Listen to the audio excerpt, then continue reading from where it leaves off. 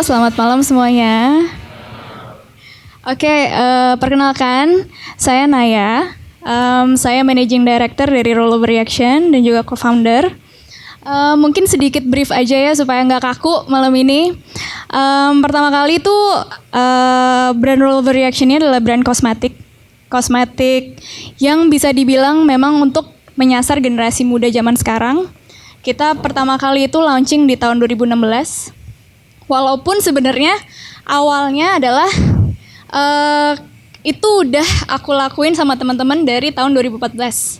Jadi selesai kuliah kita mempunyai sebuah permasalahan.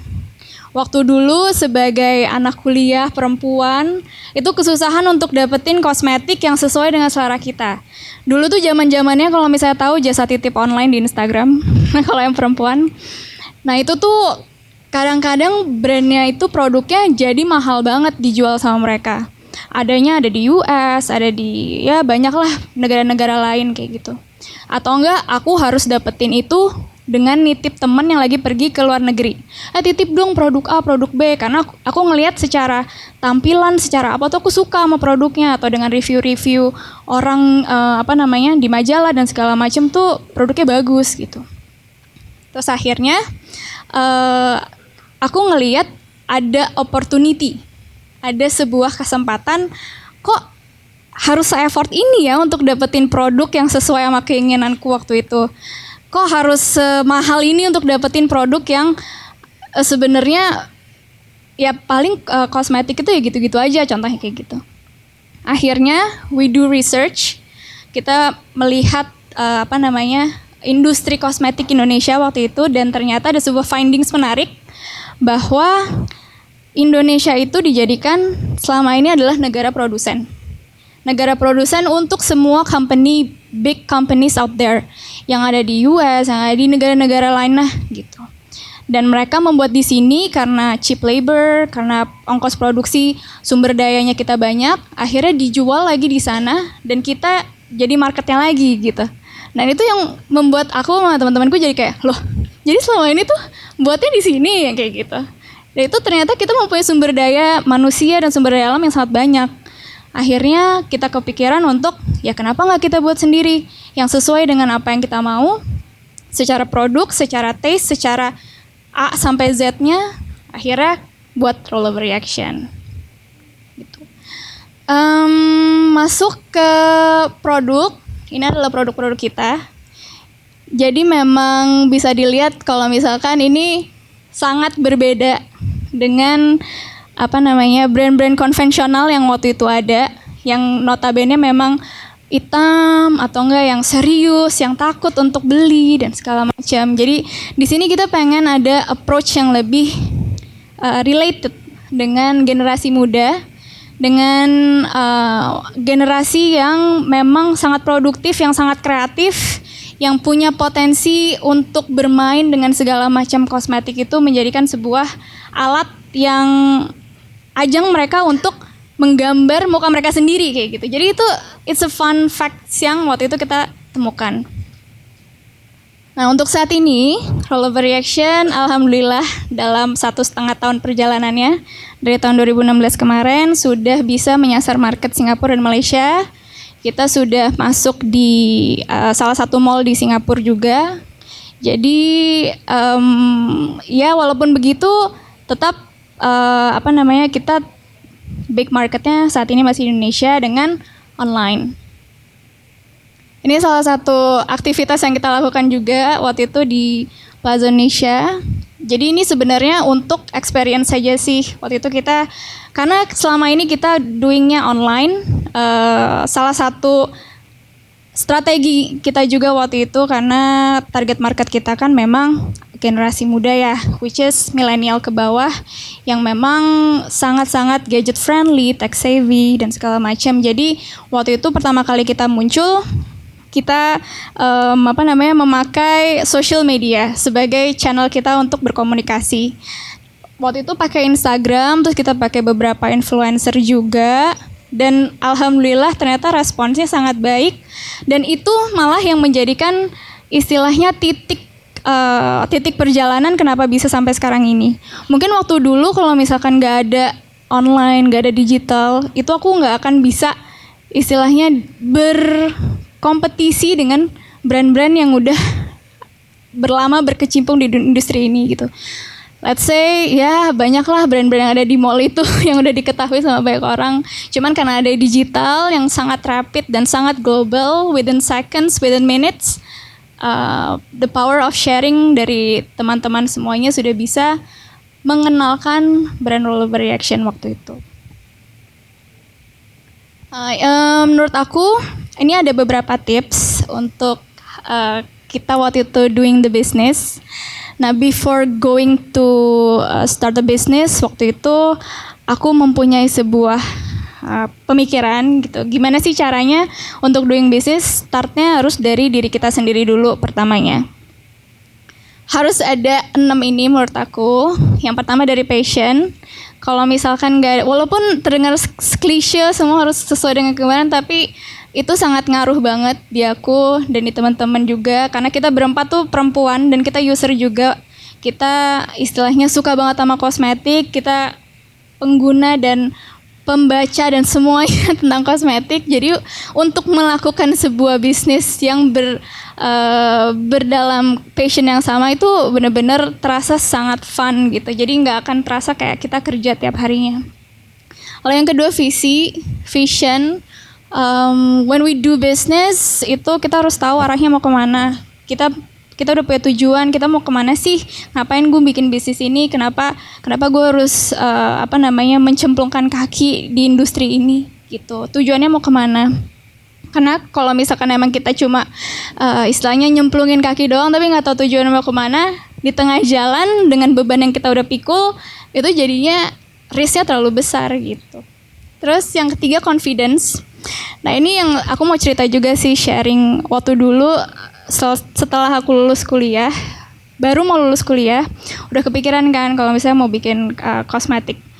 Udah sempet nanya juga, misalnya sharing lah ke beberapa teman, ke orang tua, dan jawaban dan feedbacknya adalah ngapain random banget mau bikin kosmetik gitu. Jadi kayak banyak stigma negatif, walaupun istilahnya aku ngerasa kayak masa sih orang kayaknya ada kok opportunity, tapi tetap we have to go with our guts gitu loh. Jadi nggak peduli orang mau ngomong apa, orang mengunderestimate kita dan segala macam, tetap kita harus bisa have the confidence to what we are doing. Kalau misalnya kita sendiri nggak confidence, gimana kita mau ngejalanin sesuatu gitu. Terus yang keempat adalah courage, keberanian. Waktu itu ada beberapa teman aku juga yang istilahnya udah bekerja sebelum doing the business. Akhirnya dengan melihat kepercayaan mau merubah sesuatu kondisi saat itu di Indonesia, di mana semua didominasi oleh brand-brand ya big names itulah yang ada di sini. Kita ingin merubah stigma itu, ingin merubah keadaan itu. Akhirnya banyak yang berani untuk keluar dari zona nyamannya, dia keluar dari pekerjaannya saat itu, which is sudah ada jaminan keuangan dan segala macam ya. Mereka berani karena itu tadi, we have the vision, we have the confidence about it. Lalu yang kelima adalah disiplin. Di situ when we set the goals, when we set what we want to do, kita harus benar-benar persistence. Lalu adalah yang terakhir adalah risk taking. Jadi memang kalau misalkan kita mau doing business tapi nggak berani untuk keluar dari zona nyaman, agak susah sih gitu. Asalkan kita tahu emang kita mau lakuin apa dengan benar dan punya visi untuk merubah sesuatu, it would be so much istilahnya akan mudah untuk kita bisa memitigasi risk-risk tersebut gitu. Oke.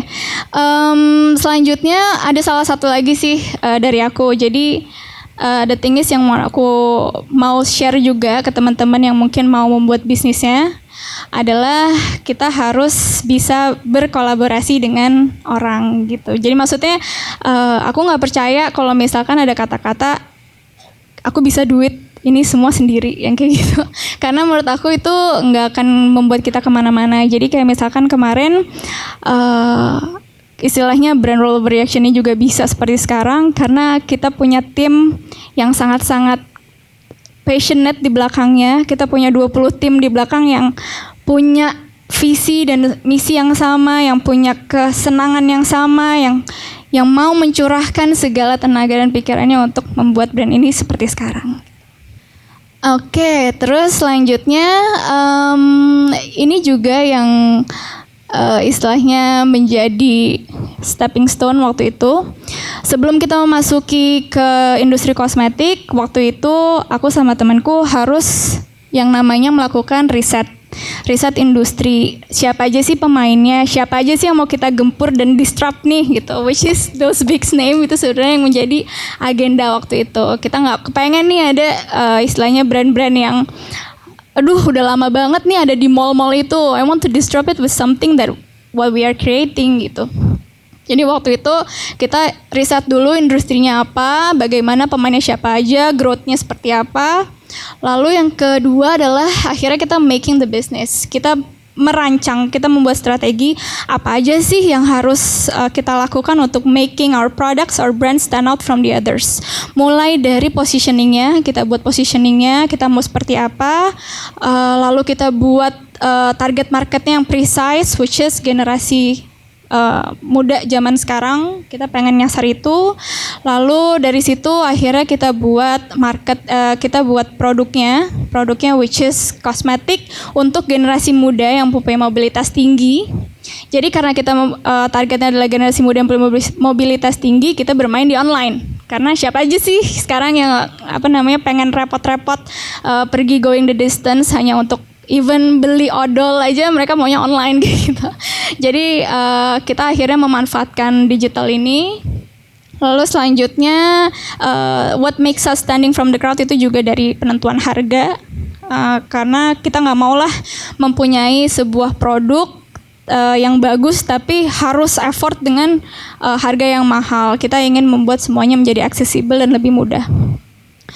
Gitu. Terus yang terakhir ini adalah tips yang menurut aku paling harus banget dilakuin, which is optimizing the digital era. Karena zaman sekarang siapa sih yang nggak pakai gadget, siapa yang nggak pakai internet, siapa yang nggak pakai ya most of them yang kita lakukan sekarang itu semua sudah terafiliasi dengan teknologi gitu. Jadi apapun itu, contohnya kita udah bermain di web store kita sendiri online, lalu Instagram itu adalah channel media kita untuk mengkomunikasikan apa yang kita ingin sampaikan ke audiens.